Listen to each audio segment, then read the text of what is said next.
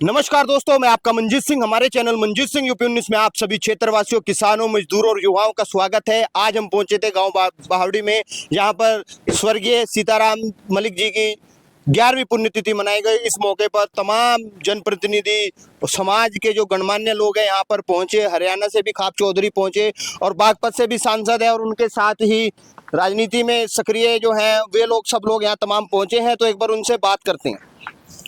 सांसद जी नमस्कार। नमस्कार मंजी जी। कैसे हैं? बढ़िया। सांसद जी, आप पहुंचे यहाँ पर, सीताराम जी से आप परिचित होंगे क्योंकि पुराने हैं, तो कैसी उनके बारे में क्या विचारधारा के लोग थे? देखिए, वो बड़े बुजुर्ग जो हमारे और जो बाबा सीताराम जी थे, अब वो तो समाज को एक रास्ता दिखाने वाले थे। और आज उनकी पुण्यतिथि थी। हम सब लोग आज यहाँ इकट्ठा हुए हैं, उनको याद हमने किया है। जो उनके बताए रास्ते हैं, जो उनके विचार हैं, उनको आगे बढ़ाने पर समाज को काम करना चाहिए। समाज को उनसे प्रेरणा मिली है और मिलती रहेगी। और जो उनके काम थे उसको बढ़ाने का बड़ा जिम्मा बाबा श्याम जी सिंह जी के पास है। तो आज पूरा क्षेत्र आया था और उनको याद करने आया था, क्योंकि जो उनका समाज में योगदान था और सामाजिक मूल्यों का योगदान था, वो बहुत बड़ा योगदान था और उनको भुलाया नहीं जा सकता। और उनके योगदान और उनके विचारों को लेकर समाज समय समय पर इकट्ठा होता रहता। जब उनकी पुण्यतिथि होती है, उनकी जयंती होती है उनकी, तो उस पर सब उनको याद। भगत सिंह जी का भी आज उनका जन्मदिन है और वो हमने सुबह मनाया है, क्योंकि वो भी हमारे लिए प्रेरणा के स्रोत हैं नौजवानों के लिए। और जो उनके बलिदान को अपनी जो है जान पूरा देश जानता है, पूरा देश जानता है और पूरा देश जानता मानता है। मस्तियां करते हैं, उन्होंने देश को जगाया। अगर क्रांति वीरों में, क्रांतिकारियों में सबसे ज्यादा अगर किसी को माना जाता है तो शहीद भगत सिंह जी हैं। क्योंकि पढ़े लिखे विचारधारा थी, और उन्होंने जो क्रांति थी वो विचारों की क्रांति थी, जिससे आप हथियार से तो एक आदमी को मार सकते हैं, विचारों से आप कितने ही लोगों को जोड़ सकते हैं। आज पूरा देश उनकी जयंती को मना रहा है, पूरा देश। अच्छा, खाप पंचायतों का क्या महत्व मानते हैं आप समाज? अरे खाप पंचायत तो बहुत बड़ा महत्व है।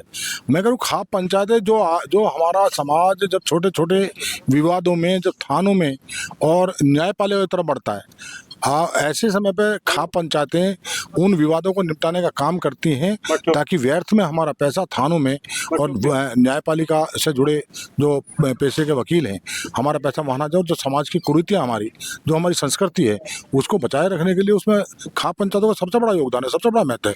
इसलिए खाप पंचायतें तो उनकी जिम्मेदारी तो बड़ी है। तो बड़े बड़े फैसले कहीं नहीं हो पाते, घूम फिर के फिर चार आदमी में जो कहते हैं बैठ लो, पंचायत कह दो, इसीलिए उदराट कह दो। इसीलिए तो मंजीत जी, ये इसीलिए हमारी परंपराएं चली आ रही हैं। और मैंने देखा जहाँ बहुत बड़े बड़े नुकसान हो गए आपसी विवादों के कारण, आपसी रंजिशों के कारण, गाँवों में जो रंजिशें हो जाती हैं, गाँव के आसपास के गाँवों से रंजिश हो जाती हैं, अंत उनका खाप पंचायतें फैसला करके होती है। पंचायतों के माध्यम से ही उनको सुलझाया और बड़े नुकसान के बाद सुलझाया जाता है। इसलिए खाप पंचायतें उन बड़े नुकसान ना हो, नुकसान से पहले ही खाप पंचायतें जब बैठ कर इन मसलों करते तो उनकी बात को सब मानते हैं और सब उनका सम्मान करते हैं खाप पंचायतों का। तो खाप पंचायतों का बड़ा योगदान है, बड़ा महत्व है। और जीएसटी पे क्या कहना चाहेंगे? पहले जीएसटी बढ़ाई, अब खुद ही घटाकर और जश्न भी मन रहा है।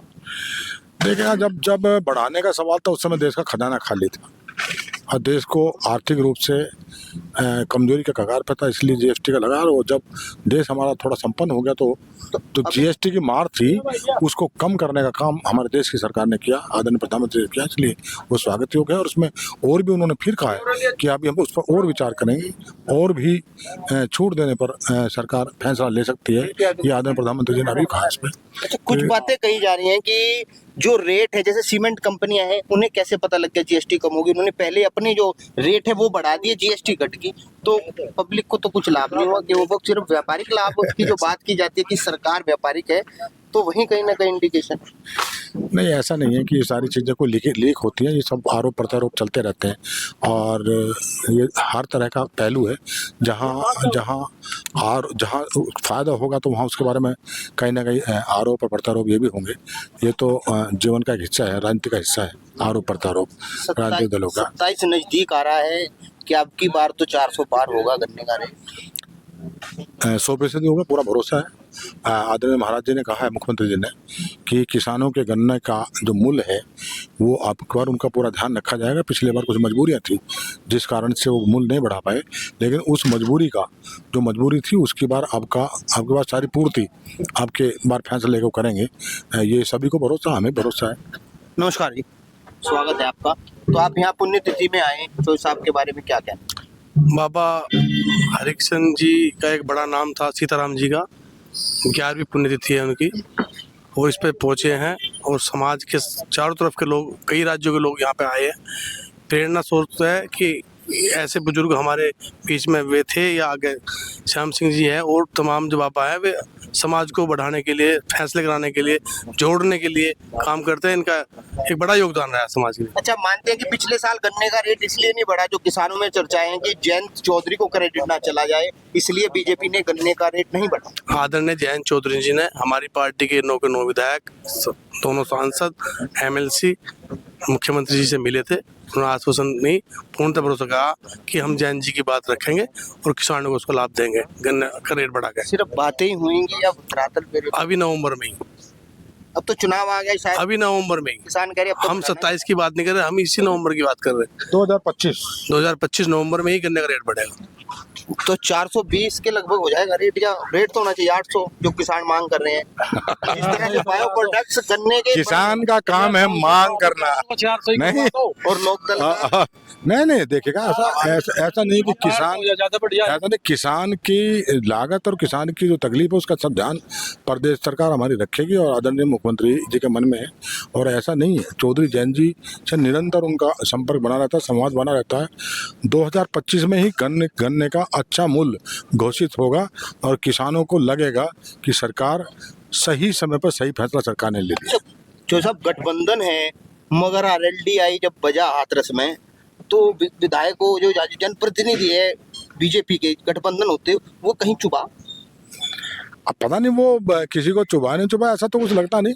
अब ये तो सबके सॉन्ग है, अपनी अपनी पार्टी के सॉन्ग है और वो सब चलते रहते हैं। तो लोकतंत्र हमारा, उसमें कोई विषय नहीं है, कोई ऐसा एक कला है जिसकी वो अपनी कला गा रहा है, तो उसे भी रोका गया, भी कहीं निंदनीय था।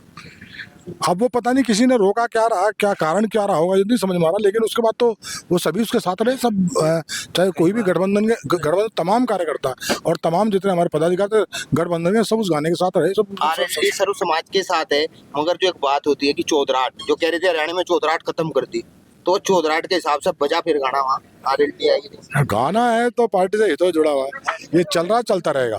ये इसे कोई नहीं रोक रहा, ना कोई रोकेगा। हम सब इकट्ठा, हमारे कोई मतभेद नहीं है, ना मनभेद है ना मतभेद है, और सब इकट्ठा। गठबंधन का एक कार्यकर्ता साथ है, फैसलों के साथ है और हम NDA के साथ हैं। NDA का जो भी NDA के घटक दलों का सॉन्ग है, कोई बातें विचार है, उस पर सब लोग इकट्ठा है। तो राजनीतिक